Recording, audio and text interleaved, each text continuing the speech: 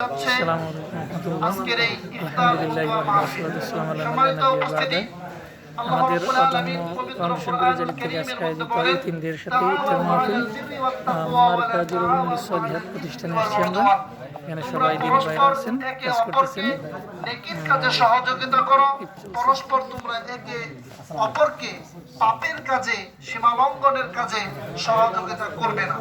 আবু সাঈদ খুদরি রাদিয়াল্লাহু তাআলা আনহু বলেন, রাসূল সাল্লাল্লাহু আলাইহি ওয়াসাল্লাম বলেছেন, মান রাআ মিনকুম মুনকারান ফালিয়ুগাইয়িরহু বিয়াদিহি ফাইন লাম ইস্তাতি' ফাবিলিসানিহি ফাইন লাম ইস্তাতি' ফাবিকলবিহি ওয়া যালিকা আযাফুল ঈমান।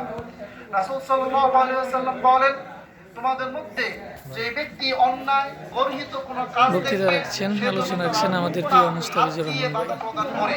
যদি সে সক্ষম না হয় তাহলে সে যেন তা মুখ দিয়ে বাধা প্রদান করে, তবুও যদি সে সক্ষম না হয় তাহলে সে যেন তা অন্তর দিয়ে ঘৃণা করে, এবং এটা হচ্ছে ঈমানের দুর্বলতম দুর্বলতম। সুতরাং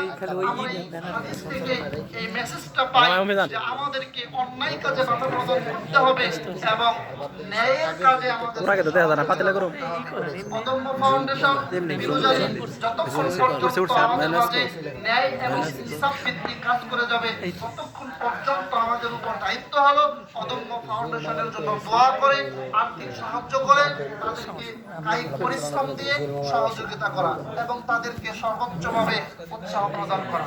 সম্মানিত উপস্থিতি, এমনইভাবে আমাদেরকে প্রত্যেককে কিছু না কিছু মানবতার কল্যাণের জন্য কাজ করে যেতে হবে, যেই কাজগুলোর বিনিময়ে আমরা পরকালে পরম সুখ এবং শান্তিতে থাকতে পারবো। কেননা আল্লাহ রাব্বুল আলামিন বলেন, ইয়া আইয়ুহাল্লাযীনা আমানু তাকুল্লাহ ওয়াল তানজুর নাফসুম মা কদ্দামাত লিগাদ।